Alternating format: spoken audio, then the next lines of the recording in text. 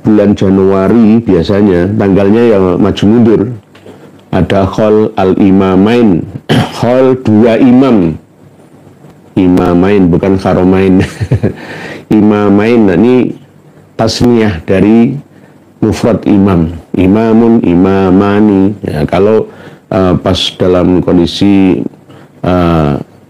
menjadi jar majrur ya atau nasab ya, imamaini. Dua imam, yakni Imam Abdul Qadir bil Faqih dan Imam Abdullah bil Faqih. Dua imam ini katanya, ya ini kan brandingan. Brandingan ini brand, jadi istilahnya diulang terus di poles ya, di endorse, disanjung, sanjung terus dipropagandakan. Intinya seperti dipromosikan gitu loh.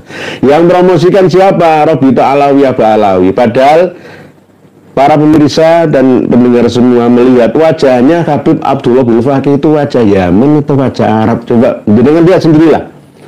Saya nggak pernah melihat orang Yaman Hadrami itu seperti itu, berjabang tebak ya. Itu bukan orang Yaman, bukan orang Arab Yaman atau Hadrami, bukan. Sudah pernah saya sampaikan bahwa beliau itu bukan Ba'alawi. Jadi Habib Abdurrahman bin Abdullah bin Faqih yang sering domisili di Indramayu itu mengancam saya. Katanya saya ini ulama dajjal. Karena beliau ketakutan kita ini mau bongkar-bongkar rahasia mereka. Ya maksud saya terserah, dakwalah yang baik gitu. Dakwalah yang baik. Jangan terbiasa menipu orang lain aja. Jangan merusak agama dengan berkedok agama. Itu pesan saya cuma itu saja. Jangan gara-gara gila kehormatan, ya sudah kadung dipercaya oleh masyarakat semua, terus akhirnya lupa diri, nggak mau turun dari kursi, ya begitu. Sebab suatu saat jabatan kehormatan itu ada masanya. Silakan jenengan lihat Pak Jokowi yang kemarin jadi presiden kan kuat ya ke awal, sekarang jadi rakyat biasa. Pak SBY ya jadi rakyat biasa. Jabatan itu hanya titipan, kehormatan itu hanya amanah Tuhan. Tidak boleh kita membanggakan atau bersifat selamanya. Nggak ada hidup ini selamanya. Oleh sebab itu, Dik Abdurrahman bin Abdullah bin Faqih, jangan sombong lah, ya, jangan sombong. Terimalah peringatan dari kami. Kalau bukan Ba'alawi, nggak usah ngaku Ba'alawi. Silakan tes DNA. Baru-baru ini saya menerima informasi langsung dari kawan saya yang ahli DNA. Marga Al-Idrus itu sudah jelas GM 201. Al-Idrus Al-Gedabrus itu loh, ya, di novel itu sudah diketahui. Bukan Arab, bukan Quraisy, bukan Bani Hashim, bukan Bani Muthalib, tapi Yahudi Askenazi, Spardik campuran. Bukan Yahudi asli Al-Ibrahimi, bukan. Itu Yahudi pemeluk Yahudi pindahan, hijrahan. Al-Idrus sudah diketahui, saya punya datanya semua.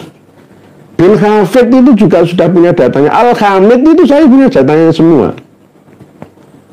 Bukan orang Arab saja bukan, kalau aku keturunan Kanjeng Nabi itu bagaimana? Nggak masuk akal. Oleh sebab itu, ini adalah bagian daripada pembodohan, ya. Penggerdilan pemahaman dan merusak citra Islam sebagai agama rahmatan, yang akhirnya menjadi agama yang nikmatan, penyiksaan, ya. Karena menyiksa pemahaman umatnya untuk taklid buta kepada mereka dengan sedikit pemaksaan, dengan cara yang halus, penipu halus, ya, dengan berkedok agama. Jadi ini kita akan mengupas beliau Habib, sebenarnya bukan Habib Syekh. Min jumlatil masyayikh. Ya, sama seperti Syekh Ali Jabir itu loh. Ya, sama dengan marganya Basalamah, Basuwaidan, ya, Ba'asyir, Makarim, Bahasuan, sama dengan itu. Tapi ini lebih ke jedahnya, ke Arabnya. Jangan lihat sendirilah melalui kiafah saja. Lihat saja itu wajah-wajah Arab, ya mana po wajah Ba'alawi kayak gitu, enggak gitu aja, gampang, enggak gampang. Ya, jadi tolong nanti jika ada yang protes apa yang kami sampaikan ini, ya silakan tes DNA gitu loh. Karena kami tahu seluk-beluk berikut data mereka itu saya punya. Oleh sebab itu nggak usah mengaku yang bukan haknya, ya. Jangan menyandarkan kepada Nabi kita yang padahal itu bukan hak atau leluhurnya. Karena siapa manida'a ila ghairi abihi wa huwa ya'lamu annahu ghairu abihi fal jannatu alaihi haram. Jelas diharamkan masuk surga dunia dan akhiratnya. Jadi jangan seenaknya ngaku-ngaku, wah aku cucu Nabi, aku cucu Nabi, aku cucu Nabi. Ini nggak punya rasa malu. Al-khaya'u minal iman itu hilang, ya. Akhirnya yang terjadi adalah iya fa'al masyita atau fasna masyita, terserah, ya, terserah. Oleh sebab itu khol imamain itu kalau bisa antara 3 bulan yang akan datang lagi itu nggak usah dihadiri.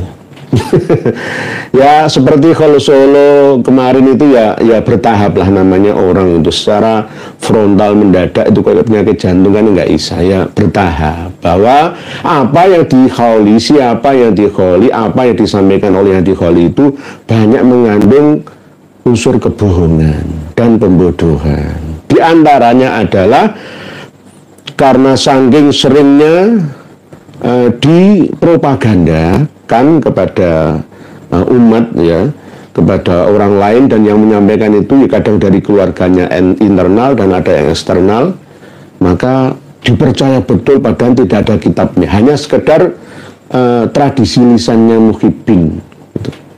Saya belum pernah menemukan satu manakib Habib Abdul Qadir bil Faqih Malang atau Habib Abdullah bil Faqih Malang, itu belum pernah melihat dicetak satu buku manakibnya, belum pernah. Ya, karena memang nanti kalau sudah dicetak saya akan menggugatnya. Jadi tidak ditulis tapi melalui lisan, bukan tulisan. Disampaikan oleh lisan, ketok tinular. Di antaranya adalah yang paling sombong, ya ini disampaikan oleh almarhum Dik Hasan Asegaf Minarul Mustafa Ghafarallahu Murubahu Jakarta, bahwa Imam Hanafi, Imam Maliki, Imam Syafi'i, Imam Hambali itulah yang seharusnya menjadi muridnya Habib Abdullah bin Abdul Qadir bil Faqih itu. Apanya? Diputarkan. Nah, saya putarkan saja. Nggak ada yang bisa bantah, nggak bisa. Wong jejak digital itu kejam, Bang. Jadi pernyataan seperti ini dibawa sampai mati, nggak bisa dihapus lagi. Nah ini kan yang kita takutkan, ya, jangan sampai terjadi. Saya aja dibilang begini, ente nggak pantas ya Hasan jadi murid saya. Yang pantas jadi murid saya Imam Syafi'i, Imam Hanafi, Imam Malik. Coba siapa yang berani ngomong seperti ini kalau beliau bukan orang besar? Dan ini adalah khawarikul adat. Jadi sing pantas menjadi muridnya Habib Abdullah bin Faqih Malang itu adalah Imam Hanafi, Imam Syafi'i, Imam Malik, Imam Hambali. Piye to ki? Mazhabul Arba'ah itu imam fikih yang handal sepanjang masa, belum ada yang menyainginya sampai sekarang ini. Ini ada yang malah justru merendahkannya. Berguru menjadi muridnya. Kalau dalam mimpi saya percaya, dalam mimpi kalau orang mimpi kan terserah dia. Nah ini enggak, ya. disampaikan, dipropagandakan, dan masuk ke dalam memori pendengarnya, murid-murid jamaah muhibinnya. Nah ini berbahaya, nanti muhibinnya menyampaikan kepada lainnya, terus getok tinular, terus disampaikan, akhirnya menjadi sebuah kebenaran, dan menjadi syuhrah wal istifaudah, diijma lagi. Ini kalau menurut PBNU, Suriah NU, ya menerima loh husnudzon kok. Oh namanya husnudzon itu nggak boleh suudzon, nggak boleh burusan, ya terima saja, nggak perlu cari dalilnya. Bahwa beliau bertemu secara yaqadah dengan Rasulullah SAW lebih dari 200 kali dan hafal 7 juta hadis dan hafal 7 juta hadis. Hadis itu nggak ada 7 juta itu. Imam Bukhari itu hafal 100 hadis yang sahih, yang 200.000 ya, 100.000 hadis sahih dan 200.000 yang tidak sahih. Yang paling banyak ya tidak menghafal sih, mengumpulkan hampir 1 juta hadis itu Imam Ahmad bin Hanbal. Ya, Imam Muslim nggak sampai, Imam Abu Dawud itu nggak sampai. Kalau dikumpulkan semua hadisnya Kanjeng Nabi kita itu nggak ada 1 juta, itu nggak ada, nggak ada.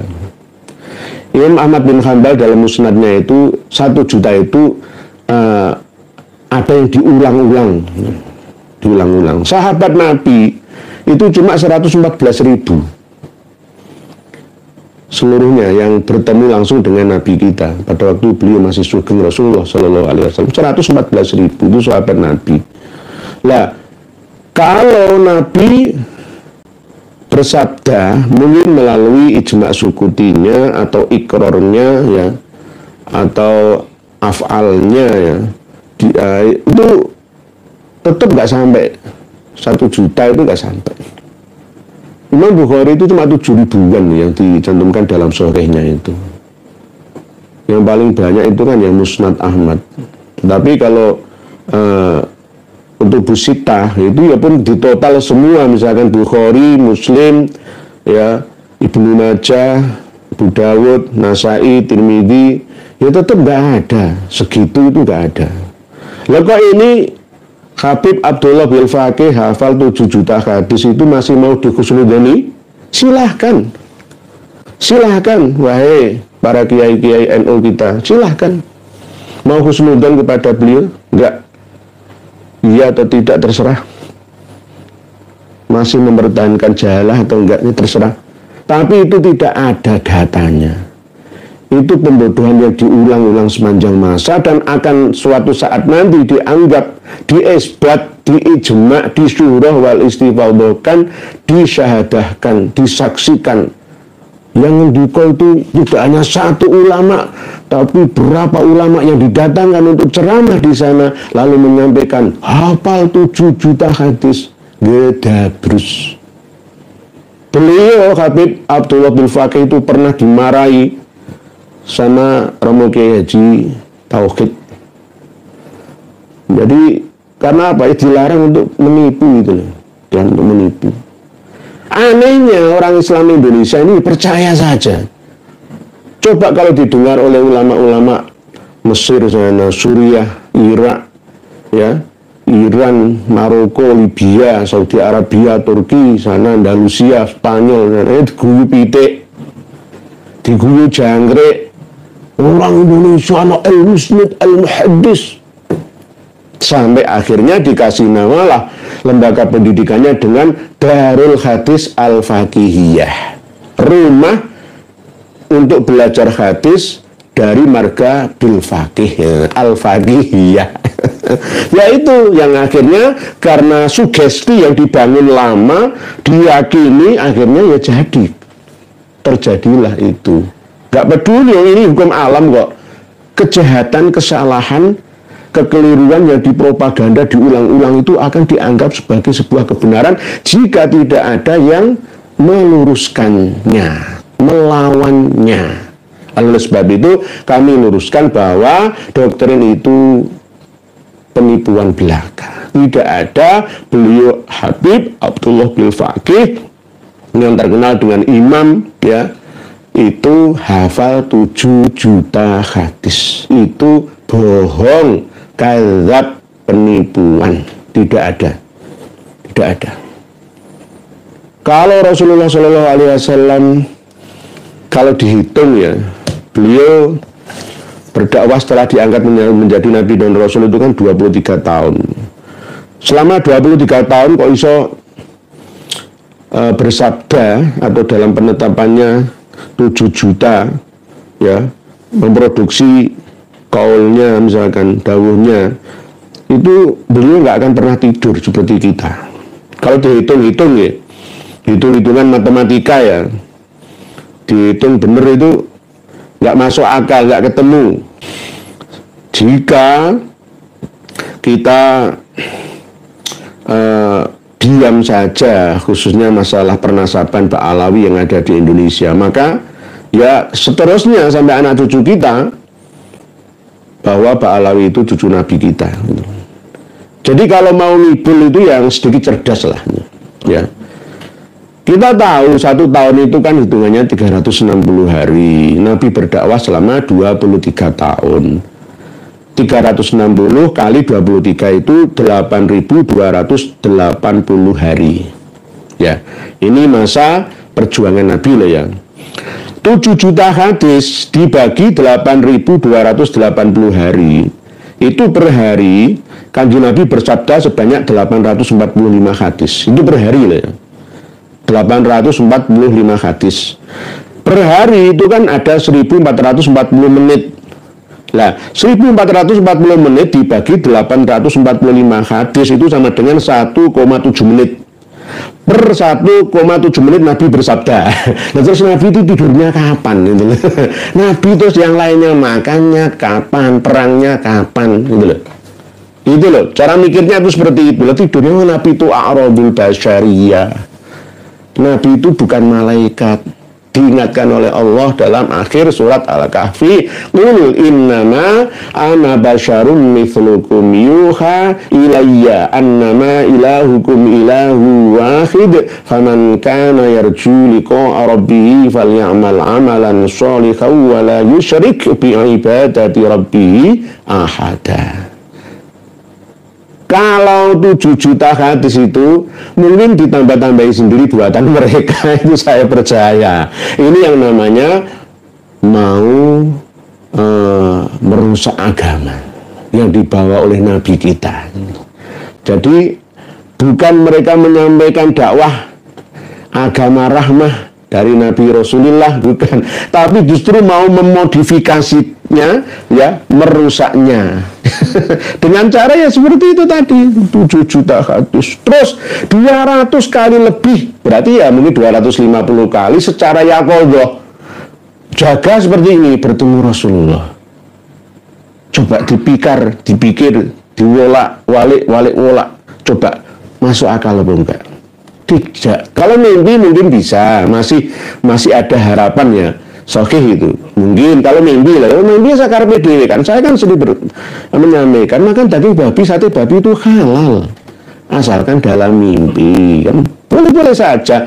Saya ketemu Rasulullah SAW 1000 kali. Boleh, terserah. Mimpi sendiri. Ya kan? Tapi jangan sampaikan ke orang lain. Anggap dewe, yakin ono dewe. Tapi kalau 200 lebih, ya mungkin 230 kali secara yaqadhati bertemu dengan Nabi, itu saya tidak percaya. Ini hampir sama seperti Syekhah Sultanah bin Ali Az-Zubaidi. Masuk kamar ketemu Rasulullah. Ada tamu mau minta pendapat pindahan rumah, mau hajatan nikah, walimatul arus ya, walimatul khitan atau walimatul tasmiyah ya. Minta pendapat langsung Rasulullah ini. Sama seperti apa yang disampaikan Habibah Al-Aidrus dari Ngambal yang kemarin itu. Sama dengan katanya ya apa yang disampaikan oleh Habib Muhammad ya bin Idrus Al-Habsyi Ampel Kubah dekat Masjid Sunan Ngambel, Surabaya. Ustadzah Halimah Al-Aidrus, bukan Habibah Syarifah, Ustazah Halimah Al-Aidrus yang Gedabrus, yang Al-Aidrus itu sudah kami miliki datanya, GM201, bukan Arab, bukan Bani Muttalib, bukan Bani Hashim, bukan Quraisy. Gak usah mengharap cucu Nabi kita Muhammad Shallallahu Alaihi Wasallam. Jadi 200 kali lebih bermimpi ketemu dengan Nabi secara yaqadhati, saya tidak percaya, dan panjenengan semua ya harus tidak percaya, kecuali yang husnudzoni. Kalau semua di husnudzoni percaya semua, silahkan. Mau membodohkan Nahdiyin semua terserah, ya, terserah. Husnudzon semua terserah. Mau dirusak Jamiah Nahdlatul Ulama terserah, mau husnudzon semua. Oleh sebab itu, di zaman akhir yang penuh fitnah ini, kita harus meluruskan supaya masalah, mencerdaskan anak bangsa, mencerahkan pemahaman agama, bahwa apa yang disampaikan oleh habaib-habaib itu bermasalah, khususnya hafal 7 juta hadis dari Rasulullah. Begitu juga secara yaqadhah bertemu dengan Rasulullah. Itu adalah sebuah penipuan, kebohongan, pembodohan, khurafat atas dasar karomat. Dan kita harus menolaknya, tidak ada dasarnya sama sekali. Kalau bil yaqadhati, semisal Habib Ali bin Muhammad Al-Habsyi, pengarang kitab Simtud Duror misalkan, ya, itu pun saja masih perlu ditafsir terperinci, kok nggak bisa seenaknya mau diterima oleh akal sehat kita, walaupun itu alasan karomah sekalipun, apalagi yang 200 kali lebih itu.